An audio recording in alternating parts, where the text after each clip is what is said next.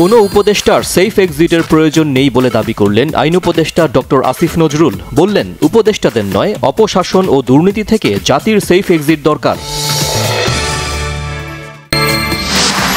শিক্ষাবিদ, কথাসাহিত্যিক ও ঢাকা বিশ্ববিদ্যালয়ের এমেরিটাস প্রফেসর সৈয়দ মঞ্জুরুল ইসলামের প্রতি শেষ শ্রদ্ধা জানানো হলো কেন্দ্রীয় শহীদ মিনারে। বাদ জোহর জানাজা হবে ঢাকা বিশ্ববিদ্যালয়ের কেন্দ্রীয় মসজিদে।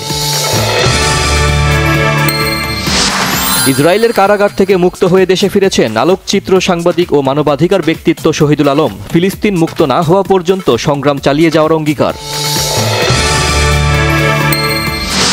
ইসরায়েলি বাহিনীর বন্দি দশা থেকে মুক্তি পাওয়ার পর তুরস্কে নেওয়া হয় প্রখ্যাত আলোকচিত্র সাংবাদিক শহীদুল আলমকে। মুক্তিতে ভূমিকা রাখায় তুরস্কের প্রেসিডেন্ট এরদোয়ানকে ধন্যবাদ জানালেন ডক্টর ইউনুস।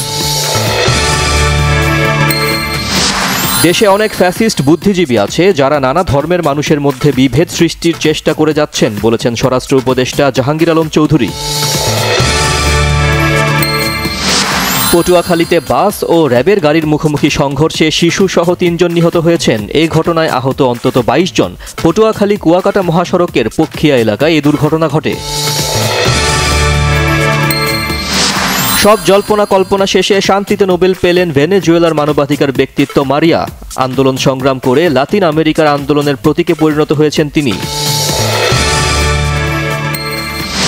চীনের উপর আবারও চটলেন মার্কিন প্রেসিডেন্ট ডোনাল্ড ট্রাম্প। আগামী মাসে চীন থেকে যুক্তরাষ্ট্রগামী রপ্তানির উপর ১০০% অতিরিক্ত শুল্ক আরোপের হুমকি দিলেন তিনি। আফগানিস্তানের বিপক্ষে সিরিজের দ্বিতীয় ওয়ানডেতে মাঠে নামছে বাংলাদেশ। আবুধাবিতে সন্ধ্যা ৬টায় শুরু হবে ম্যাচটি। ব্যাটসম্যানদের দায়িত্বশীলতায় গুরুত্ব সাবেক অধিনায়ক তামিম ইকবালের।